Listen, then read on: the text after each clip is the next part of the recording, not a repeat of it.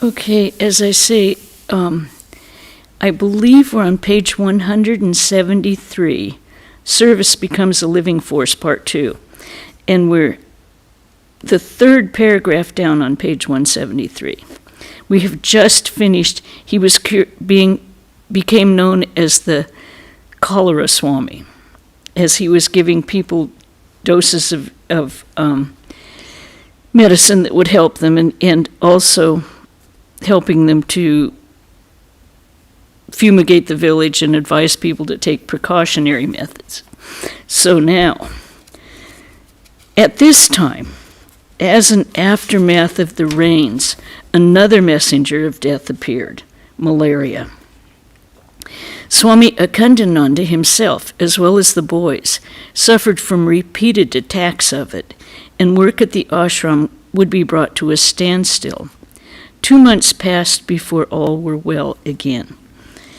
In spite of sickness, natural calamities, and hard times, the festive days of the year came around as usual, bringing joy to their hearts. Welcome strains of music heralding the advent of the great autumnal worship of Sri Durga could be heard everywhere. Now I think you all know what Durga Puja is. It's the beneficent form of the Divine Mother. Swami Akhandananda, though still convalescent, had to attend to the work of the ashram and the nursing of the sick boys.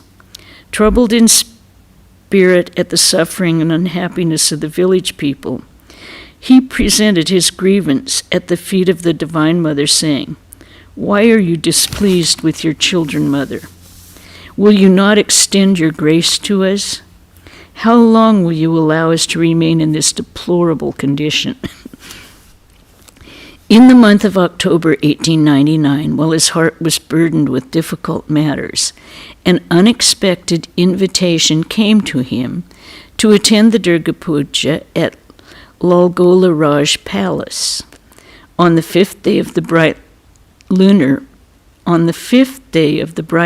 fortnight, he reached Lalgola town and saw the streets filled with thousands of men, women, and children wearing festive dress, celebrating the advent of the Divine Mother. Hundreds of mounds. Now, footnote, a mound is about 37 kilos, so 70 pounds, give or take, maybe 80 pounds, of rice were distributed over a number of days. People from the neighboring communities presented themselves in hundreds at the puja pavilion for new pieces of cloth. Over 22,000 people had gathered there from Burdwan, Nadia, Rajshahi, Malda, Dumka, and Murshidabad. On the day of the Bodhana, the awakening ceremony of the goddess, at the request of Rao Sahib Raja Yogendra Narayan, Swami Akhandananda, as the guest of honor, inaugurated the ceremony by giving away the first piece of cloth. The Raja, who was piously fasting, graced the occasion. Some 14 or 15,000 pieces of cloth were distributed, a symbolic expression of service to God immanent in all beings. For a while, Swami Akhandananda forgot the sorrows, the poverty, and the distress all around as he witnessed the beneficent sport of the Mother. However, with the news of the terrible flood in the Bhagalpur district, the Swami took leave of his generous host and went to Goga at the border of the flooded area. He saw that, although many houses had been washed away in a village to the south of the railway station, there had been no loss of life. 9 miles from Goga, at Sonahola, he had the pleasure of meeting Mr. Cumming, the magistrate of Bhagalpur. With a relief party at work, the magistrate had canceled his puja duties and was helping the flood victims with money and grain. The government was spending generously, and funds were also contributed by zemindars. Mr. Cumming happy to see Swami Akhandananda, placed the Gogha relief under his charge and left for another stricken areas, expressing to the commissioner of Bhagalpur his indebtedness to the Swami. Relief work at Gogha continued for 2.5 months. 50 villages were saved because of this timely help. Swami Sadananda came from Bellarmine and helped Swami Akhandananda for a while. Inspired by his enthusiasm, the local zemindar, officers as well as teachers, students, and lawyers, all came forward to help. The Maharaja of Qasim Bazar too sent his contribution. Besides distributing money and rice, Swami Akhandananda attended to many cases of cholera. On the last day of the relief work, more than 1,000 people received new clothes, and 1,500 people were fed with puffed rice and molasses of sugarcane. Swami Akhandananda's untiring labor helped hundreds to start life afresh. At the cordial invitation of many people, he went to Bhagalpur and wrote to Swamiji in America about his experiences in that district. "We can have an educational institution in this town," he wrote. "The environment is favorable." In a few days, he left Bhagalpur for the ashram. He had been away from the boys for more than 2 months, as the daily routine of work, down to its minutest detail, had depended entirely on him. It was with much anxiety that he reached the ashram in the last week of November. The boys were delighted to see him and ran out to meet him.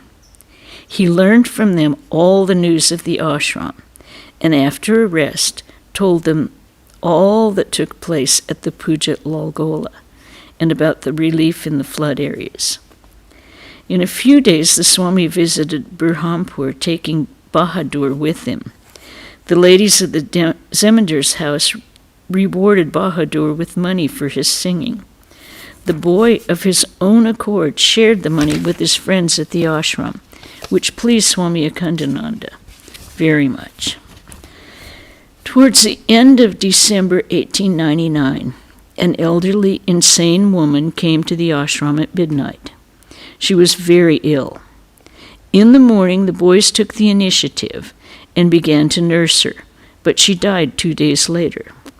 The boys covered the body with a new cloth and carried her on their shoulders to the Ganga 2 miles away, taking the name of God as they went in the traditional way. They lit the funeral pyre as enjoined in the rites, and for the well-being of the departed soul, distributed food to needy persons. The courage, goodness, and helpful attitude shown by the boys in the performance of these and other duties did not go unnoticed.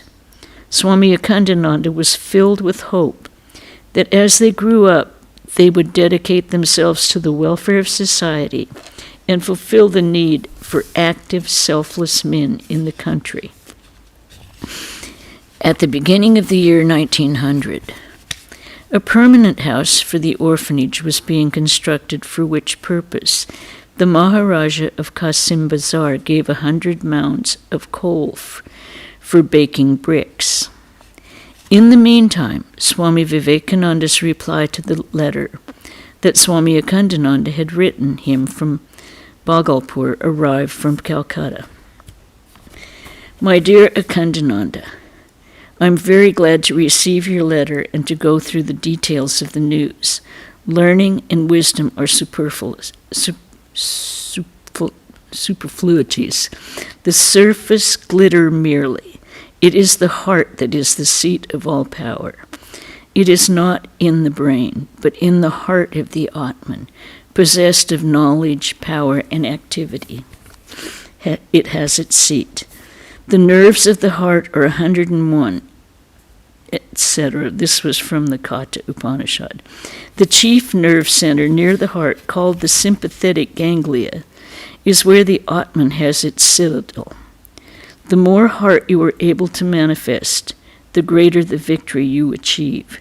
Grasp this. That benefit done to a village or two, that orphanage with its 20 orphans, those 10 or 20 workers, all these are enough to form the nucleus, never to be destroyed. From these, hundreds of thousands of people will be benefited in time. Now, what we want is half a dozen lions. Later, the work can be carried on even by hundreds of jackals. He has a very colorful way of expressing himself. The starting of a center at Bhagalpur that you have written about is no doubt a good idea, enlightening schoolboys and all that. But our mission is for the destitute, for the poor and illiterate peasantry, and laboring classes, and after everything has been done for them first, if there is time to spare, devote it to the gentry. Those peasants and laborers will be won over by love. Afterwards, it will be they who will collect funds and start missions in their own villages, and gradually, from among them, teachers will spring up. One must raise one's self by one's own exertion. This is from the Gita. This holds good in all spheres. We help them to help themselves. Victory to the Guru, victory to the Mother of the Universe. What fear? Away with fear. Bravo, well done. May the blessed Guru be enthroned in your heart and the Divine Mother guide your hands. Swami Sureshwarananda now came to the ashram and helped Swami Akhandananda for some time with the duties of management. Glad at the return of his former assistant, Swami Akhandananda placed the management of the ashram in his hands and went to Calcutta for a few days on ashram business.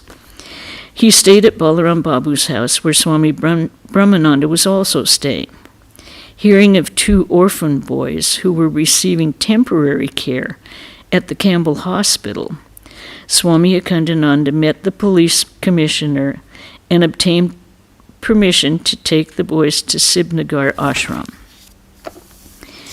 One morning, while seated in the hall of Balaram Babu's home, Swami Brahmananda received a postcard from Sibnagar. Swami Sureshwarananda had written about how the ashram was functioning in the absence of Swami Akhandananda. In conclusion, he remarked that he did not join in the monotonous chanting at the ashram. Swami Brahmananda was pained to read this part of the letter.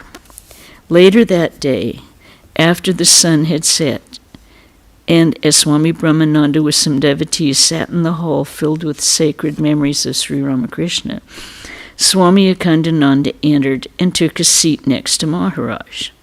Maharaj mentioned the postcard and said, "I hear you have taught your boys some monotonous hymns. Please let me hear them." He then sat in a grave mood. At his request, Swami Akhandananda began to sing some universal devotional songs preceded by Vedic prayers. The devotees sat silent after the songs were over. Swami Brahmananda was indrawn, and only after a long silence said to Swami Akhandananda, "How well chosen are the Vedic prayers and devotional songs. Swami Sureshwarananda thinks they are monotonous. I don't know how weaving and carpentry will help your boys, but I'm sure this devotional singing, morning and evening, will bring them liberation." After a few days, Swami Akhandananda returned to the ashram with the 2 boys from the hospital. The younger boy was sickly and gave them some anxiety later when he became ill. Swami Akhandananda took Bahadur and some other boys to the Kasim Bazar Palace when he went there on a business trip. Bahadur sang some songs for the Maharaja, including some Gurkha martial tunes. The Gurkhas are the soldiers of India. They were from Nepal? Northern India, near Nepal. Nepal is correct. Nepal is correct. Okay. Very much impressed, he offered to have Bahadur trained under a musician. A zemindar from Burhanpur made a similar offer, but for various reasons the proposals could not be fulfilled. On his way back to the ashram, Swami Akhandananda met Mr. Blackwood, the magistrate. This gentleman took much interest in the work of the ashram and contributed towards the building of a permanent home. With the cooperation of the silk merchants of the district, an expert in sericulture was appointed for the ashram by the Bengal Silk Committee. As a result, a handful of the boys became proficient enough to begin the breeding of silkworms.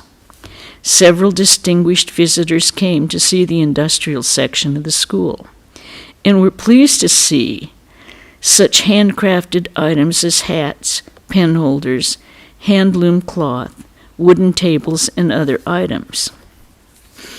In July 1900, the former counterfeiters, Gulab Shah and Bodam Shah, were released from Burhanpur jail.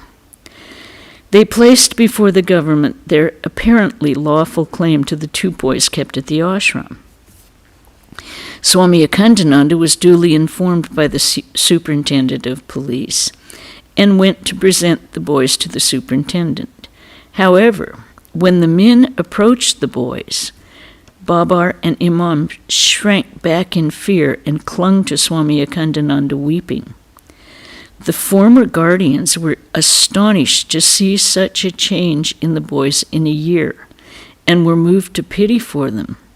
They discussed amongst themselves what to do and finally signed a writ before the police superintendent, unconditionally handing over the boys to the Swami. They only begged permission to visit the ashram, to which the officer gave no objection. After staying for a few days, they left quite satisfied and happy. All those days, the boys had lived in constant fear when their dacoit relatives would return for them. Now that things had been favorably decided for the boys, they happily settled down. Once, in the middle of August 1900, as Swami Akhandananda was sitting in the Kasimbar's palace with the Maharaja, some tenants of the estate, frightened by the ravage of a cholera epidemic in their village 10 miles away, sought refuge with the Maharaja. Swami Akhandananda himself went to the village and showed the villagers how the disease could be controlled. With the help of the Maharaja, a physician was kept in attendance, and the Swami returned to his ashram. His timely help and advice once again restored calm in the village, and the disease spread no further. However, Swami Akhandananda's frequent absence from the ashram caused him much worry. He felt that he was not taking sufficient care of the boys. Once he was absent for 5 or 6 days collecting subscriptions. 1 additional day was needed to complete the matter in hand, but to be absent a day longer seemed intolerable. So, with a basket of mangoes from a devotee, he started back. And on reaching the ashram, he learned that the very next day was the date of Shashti, a puja which mothers perform for the welfare of their children. Had he stayed a day longer, the boys would have missed their mangoes on this special occasion. Swami Akhandananda took great pleasure in doing much of the ashram work himself, from morning until night.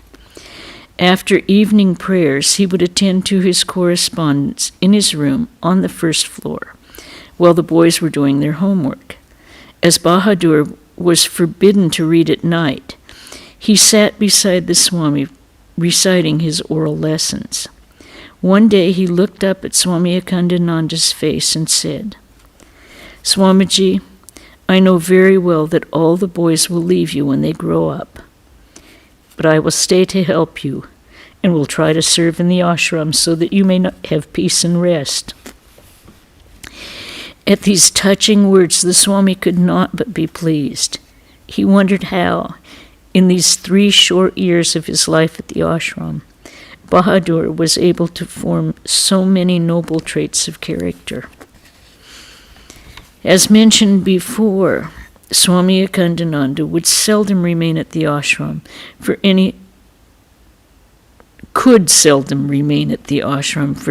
any long stretch of time. Business of some sort, especially of the ashram, continually took him to Burhanpur, Qasim Bazar, and other places. It was on one such occasion, when he had been out for 2 or 3 days, that Bahadur suddenly fell ill. His condition gradually grew worse. There seems to be a law in nature that the most sweetly scented flowers are the first to fall prey to insects. Thus was Swami Akhandananda surprised and shocked when he returned to see Bahadur's condition. The physician was unable to make a diagnosis, and the boy grew weaker and more pale as days passed. The civil surgeon, who was a patron of the ashram, suspected tuberculosis brought on by a strain on his chest. In the absence of the ashram chief, the adventurous boy had often exhibited feats of strength, as in lifting loads beyond his capacity, to the surprise of bystanders. It must have affected his nerves and caused this breakdown of health. In 6 months, his sturdy frame was reduced to skin and bone, but even then, his lively interest in the ashram was apparent. He liked to have Swami Akhandananda beside him, and holding his hand would say, "Your very touch relieves the burning in the body." Such simple expressions of affection from the boy would overwhelm the Swami. He would leave the ailing boy's side most reluctantly when urgent matters called his attention. Fani Bhusan, a student of the ashram, nursed Bahadur with great care. The boy lay in bed for 8 long months, but would never take his food from another's hand. He maintained his heroic attitude until the end. He would say, "So long as I am alive, I shall take food myself, and that not lying down. But if Swamiji feeds me, it is a different thing." 2 or 3 days before the end, Bahadur, now reduced to a skeleton, such Chobiyeji, shedding tears, and said to him, "Chobiyeji, why do you weep? My body will die, not I." Before his death, the boy insisted, "I must go to the shrine, the chapel of Sri Ramakrishna at Belur. Please place a copy of the Gita on my head." When a photo of Sri Ramakrishna and a Gita were brought, he touched his head and chest with them and kept them by his head. There was a spiritual fervor in him at this time, and even in delirium he would speak of gods and goddesses. On 17 January 1902, just at sunset, Bahadur breathed his last with the words, "The soul is immortal, O God, my God." Swami Akhandananda grieved at the loss of Bahadur.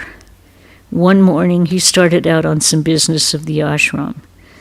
He had been walking on his way for some time when he sat down under a tree and began to pray. "O Master, show me the right path, give me strength."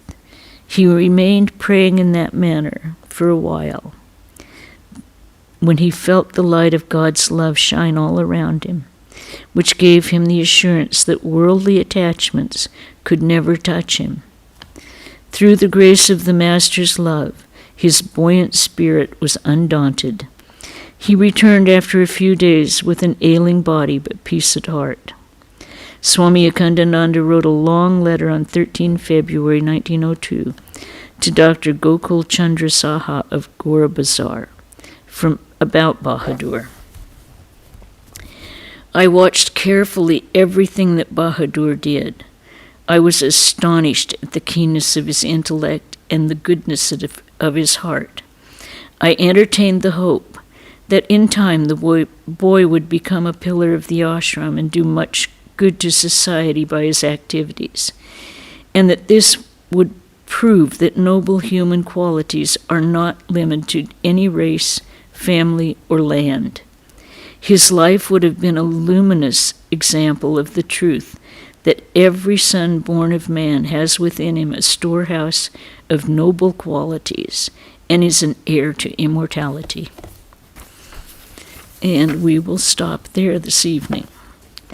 The next chapter will be Akhandananda on Swamiji.